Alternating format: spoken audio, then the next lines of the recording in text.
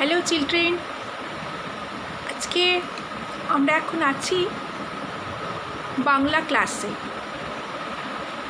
আজকে তোমাদের সবার একাদশ শ্রেণীতে স্বাগত, অর্থাৎ ওয়েলকাম টু ক্লাস 11। আজকে তোমরা ক্লাস 11-এর প্রথম দিনের ক্লাস করছো। যদিও বাড়িতে বসে ক্লাস করছো, বাট অনেক দিন বাদে ক্লাস করার অভিজ্ঞতাটা নিশ্চয়ই তোমাদের আজকে বেশ ভালো লাগছে। যাই হোক, তোমরা সব কেমন আছো? সবাই ভালো আছো, সবাই ভালো থাকো, সবাই সুস্থ থাকো, আর সবথেকে বড় কথা, সবাই বাড়িতে থাকো। আর আজকে আমি তোমাদের বাংলা ক্লাস শুরু করব। তোমরা বাংলা নিয়ে, অর্থাৎ বাংলা ক্লাস নিয়ে একটু অন্য রকমভাবে এবার বাংলা ক্লাস তোমরা পড়বে। অর্থাৎ তার কারণ হচ্ছে ক্লাস 10 পর্যন্ত তোমাদের যে কোনো সাবজেক্ট পড়াশোনার স্টাইলটা ছিল একটু অন্যরকম। অর্থাৎ যে কোনো কিছুর, বিশেষ করে যে কোনো সাহিত্যের ক্ষেত্রে তোমরা সাহিত্যের আক্ষরিক অর্থটাই কিন্তু বেশি গুরুত্ব দিতে। কিন্তু যেহেতু এখন 12 হয়ে গেল, 11-12, অর্থাৎ তোমরা সিনিয়র সেকেন্ডারিতে পড়ে গেলে, সেহেতু এখন পড়াশোনা কিন্তু অনেক বেশি হার্ডওয়ার্ক করতে হবে এবং অনেক বেশি চিন্তা করে, অর্থাৎ অনেক বেশি মনোযোগ দিয়ে পড়তে হবে। যদিও এখনও রেজাল্ট বেরোয়নি, কিন্তু পড়াশোনা তো করতেই হবে, আমাদের এগিয়ে থাকতেই হবে, এটাই নিয়ম। কোনো কিছুই তো থেমে থাকে না, সময় আরও থেমে থাকে না। সুতরাং এগিয়ে যেতে হবে, পড়াশোনা করতে হবে।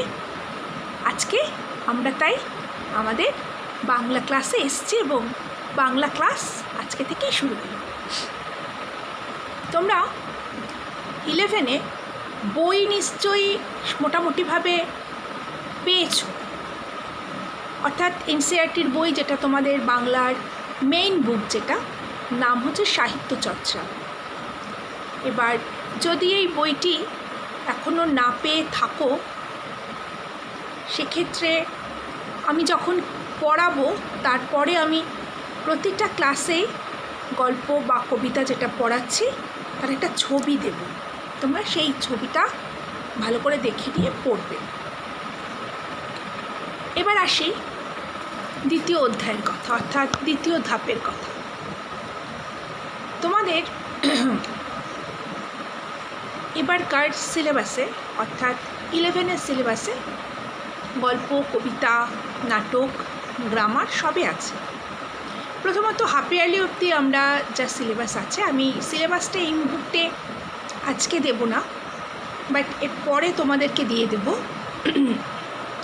হাফ ইয়ারলি অবধি আমাদের যা সিলেবাস আছে তাতে করে তোমাদের 2টো গল্প এবং 2টো কবিতা পড়তে হবে, আর একটা নাটকের কিছুটা পার্ট, আর খুব সামান্য পরিমাণে গ্রামার।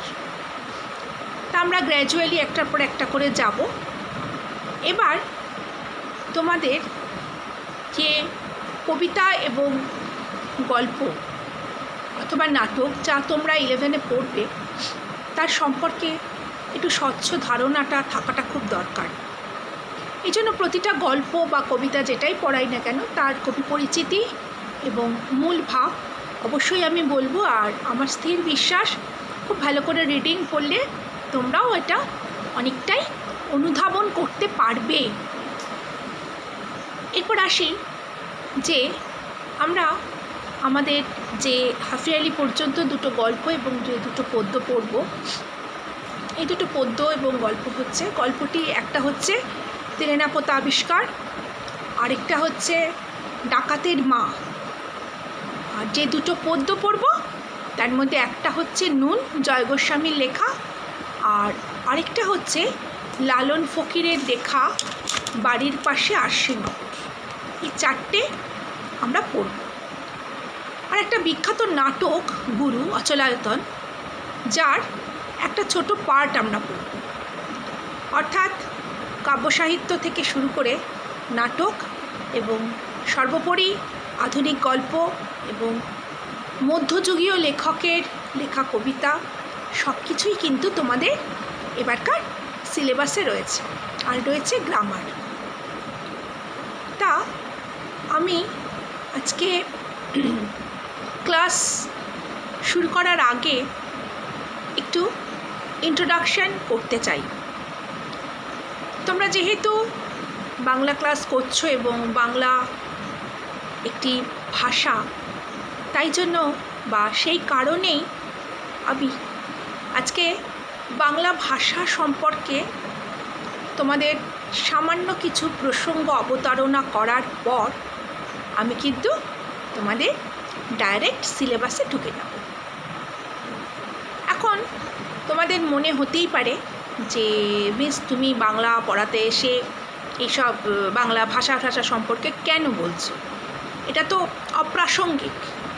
এখন তো টু দ্য পয়েন্ট পড়ানোর দিন, সময়, লোকের হাতে সময় কম। তা এত কিছুর পরেও আমি বলবো, আমরা যেহেতু সাহিত্যের ক্লাসে আছি, সুতরাং সাহিত্যের কিন্তু কোনো সীমা পরিসীমা থাকে না। আরেকটা কথা, সাহিত্যের ক্লাস যখন পড়ব, যারা সাহিত্যিক বা যারা ঔপন্যাসিক বা যারা কবি, তাদের কিন্তু কোনো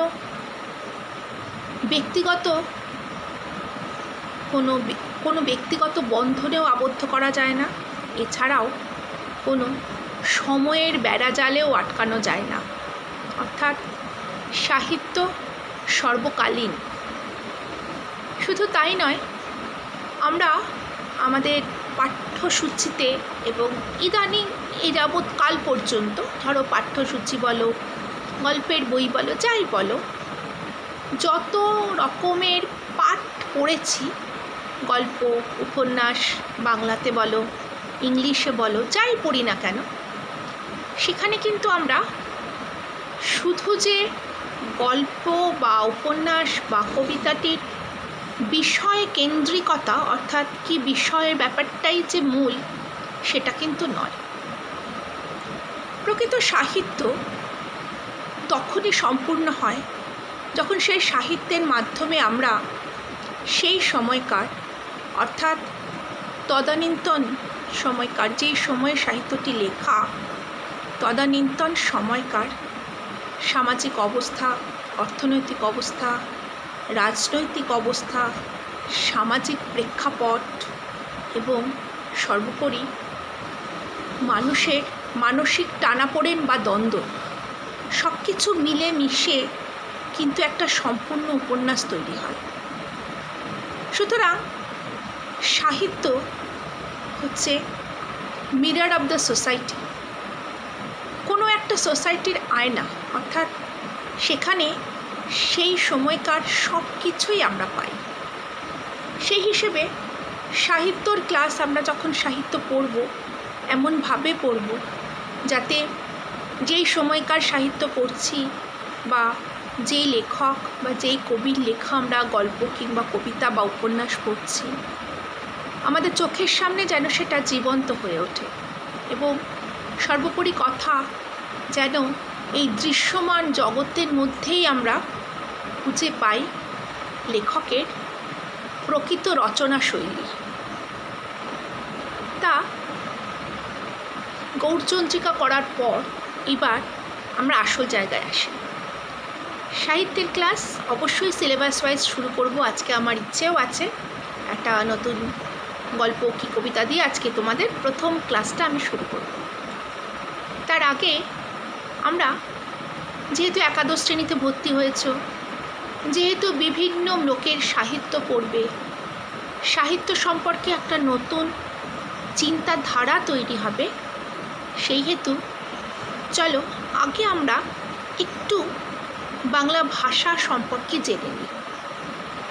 যদিও বাংলা ভাষা সম্পর্কে জেনে বা কিভাবে ভাষার সৃষ্টি হলো আমি যদিও খুব সংক্ষিপ্ত আকারেই বলবো, আর এই সম্পর্কে জেনে এতে করে কিন্তু পরীক্ষা টরীক্ষায় আসবে না, বাট একটা যখন সাবজেক্ট পড়ছো সেই সাবজেক্টটা কীভাবে সৃষ্টি হলো সেইটা একটু জানতে পারলে তোমাদের ভালো লাগবে এক। আর দ্বিতীয়ত কথা হচ্ছে, আমার মনে হয় এইটুকু জেনে রাখাটা দরকার। একজন ছাত্র বা ছাত্রী তার যখন পড়াশোনা করবে, অর্থাৎ কোনো বিষয়ে যখন শিক্ষা লাভ করবে, শিক্ষাটা যেন তাদের বাহন হয়। শিক্ষাটা যেন তারা শুধুমাত্র পড়ার জন্য পড়ছি তা নয়, শিক্ষাকে যেন তারা অঙ্গীকৃত করতে পারে, অর্থাৎ নিজের মধ্যে শিক্ষাটাকে নিয়ে সেটাকে যেন তারা নিজের ভাবে নিজের মতো করে রিয়ালাইজেশন করতে পারে। তা চলো তাহলে শুরু করছি আজকের আমাদের একাদশ শ্রেণীর প্রথম ক্লাসে। আজকে আমরা প্রথমে একটু বাংলা ভাষা সম্পর্কে ছোট্ট করে একটু পড়ব, তারপর শুরু করব আমাদের আজকের টপিক বা পড়া। আজকে আমরা প্রথমেই একটু জানি যে বাংলা ভাষা ব্যাপারটা কী। আমরা যে ভাষায় কথা বলি সেই ভাষাকে বলা হয় বাংলা ভাষা। বাংলা ভাষা আমাদের মাতৃভাষা, এইটুকু অবধি কিন্তু আমাদের সবারই মোটামুটি জানা। এবার প্রশ্ন হচ্ছে, আজ থেকে হাজার হাজার বছর আগে, অর্থাৎ আজ থেকে 100 বছর আগে, 200 বছর আগে, 300 বছর আগে, এরকম করতে করতে বেশ হাজার হাজার বছর আগে, ঠিক যে সময়টা রামায়ণ মহাভারত ছিল, বৈদিক যুগ, তারপরে আসলো রামায়ণ মহাভারতের যুগ, তারপরে আসলো বুদ্ধদেবের যুগ, তারপর ধীরে ধীরে ধীরে ধীরে আমাদের দেশে শকুন্তল পাঠান মোগল এক দেহে হলো লীন, অর্থাৎ ধীরে ধীরে পাঠান মোগল আসলো, মুসলিম সভ্যতা হলো, তারপর ইংরেজরা আসলো, অবশেষে আমরা আজ স্বাধীন ভারতবাসী। তাহলে এই টোটাল সময়টা সব মানুষ সব সময়ই কি বাংলা ভাষায় কথা বলতো? এটা কিন্তু একটা প্রশ্ন। তাহলে এই প্রশ্ন যখন আমরা সমাধান করব বা ভাববো, তাহলে কিন্তু আমাদের চলে যেতে হবে ঠিক আজ থেকে 1000 বছর আগে, অর্থাৎ এখন 2020 আমরা ফিরে যাব, ফিরে দেখছি 10th সেঞ্চুরি, অর্থাৎ বাংলায় বলি আমরা 10ম শতাব্দী। 10th সেঞ্চুরিতে সর্বপ্রথম বাংলা ভাষায় লেখা কিছু শ্লোক ছিল। এটাকে শ্লোক না বলে এটাকে 2 লাইন 3 লাইনের ছোট ছোট কবিতা। এগুলো কারা লিখেছিল জানো? এগুলো লিখেছিল সেই সময়কার বৌদ্ধ সন্ন্যাসীরা। এগুলোকে বলা হয় চর্যাপদ। এই চর্যাপদ ছিল বাংলা সাহিত্যের প্রথম লিখিত কিছু। সেই সময় মানুষেরা কিন্তু এখনকার মতো এভাবে বাংলা ভাষায় কথা বলতো না। সেই ভাষার মধ্যে কিছুটা ছিল সংস্কৃত, কিছুটা ছিল মাগধী অপভ্রংশ, বা তোমাদের কাছে এগুলো আনকমন লাগলেও তোমরা সংস্কৃত ভাষা কথাটা শুনেছ। সংস্কৃত ভাষায় মানুষ সেভাবে কথা বলতো না হয়তো, কিন্তু লেখার ভাষাটা কিন্তু বরাবরই সংস্কৃত ছিল। তাহলে বাংলা ভাষা সংস্কৃত ভাষার খোলস ছেড়ে ধীরে ধীরে 10ম শতাব্দীতে প্রথম আত্মপ্রকাশ করল। তারপর কেটে গেছে অনেকগুলো বছর। 10ম শতাব্দীর পর প্রায় ত্রয়োদশ শতাব্দী, মানে 13th সেঞ্চুরির শেষ পর্যন্ত, 12th সেঞ্চুরির শেষ বা 13th সেঞ্চুরি, ওই টোটাল সময়টা বাংলা ভাষায় কিন্তু কিছুই লেখা হয়নি। কেন? ওই সময়টাকে বলা হয় অন্ধকারাচ্ছন্ন সময় বাংলা সাহিত্যে। তারপর বাংলা ভাষায় শুরু হলো বিভিন্ন লেখা। এই যে প্রথম লেখা আমরা যেটা পাই, বাংলা ভাষায় লেখা একটা প্রথম গল্প, তার নাম হচ্ছে শ্রীকৃষ্ণ কীর্তন। এটি লিখেছিলেন বড়ু চণ্ডীদাস বলে একজন। তারপরে অনেকগুলো বছর কেটে গেল। শ্রীকৃষ্ণ কীর্তন লেখার পর ধীরে ধীরে প্রচুর মানুষ চণ্ডীদাস নাম নিয়ে বিভিন্ন রচনা লিখতে লাগলো, অর্থাৎ রাধা কৃষ্ণ সম্পর্কিত, মূলত শুধু রাধা কৃষ্ণ বলবো না, সেই সময়টাই ধরে কিন্তু শুরু হলো দেবদেবী সম্পর্কিত বিভিন্ন গাথা। তারপর আস্তে আস্তে 200, 300, 400 বছর কেটে গেল। বিদ্যাসাগর মহাশয় 18th সেঞ্চুরিতে সর্বপ্রথম বাংলা ভাষার হরফ তৈরি করলেন, অর্থাৎ বর্ণপরিচয় নিশ্চয়ই মনে আছে, অ আ ক খ।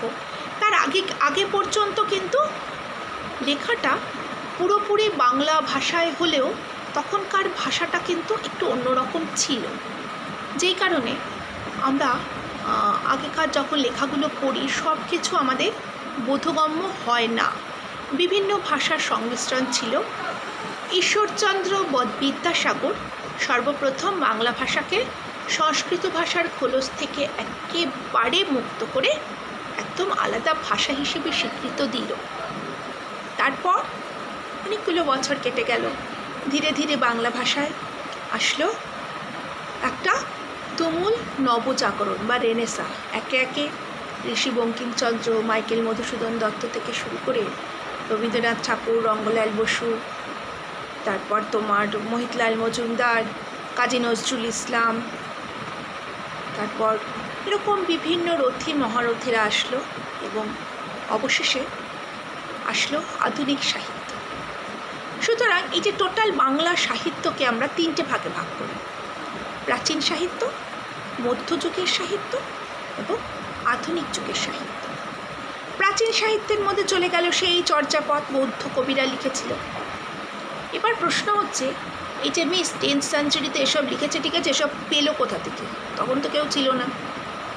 এই যে তোমার এই যে বৌদ্ধ গান বা চর্যাপদ যেটা বলছি, এটা কিন্তু 10th সেঞ্চুরিতে লেখা হলো। এটা অনেক পরে, প্রায় আজ থেকে 200-150 বছর আগে কী হয়েছিল, একজনের বাড়ির একটা গ্রামের বসন্ত রঞ্জন রয় বিদ্যবল্লভ বলে একজন লোক, সে একটা গ্রামের কোনো এক বাড়ির গোয়াল ঘরের মাচা থেকে কিছু প্রাচীন পুঁথি আবিষ্কার করেছিল। এই প্রাচীন পুঁথির আবার একটা পার্ট চলে গিয়েছিল নেপালের রাজদরবারে। সব কিছু একত্রিত করে পরবর্তীকালে এর নাম হলো চর্যাচর্য বিনশ্চয়ে নাম লিখে হরপ্রসাদ শাস্ত্রী মহাশয় তিনি এটা প্রকাশ করেছিলেন। এইভাবেই আমরা জানতে পারি যে 10th সেঞ্চুরিতে এভাবে এগুলো লেখা ছিল। তার আগে যা কিছু ছিল পুরোপুরি সংস্কৃতে লেখা।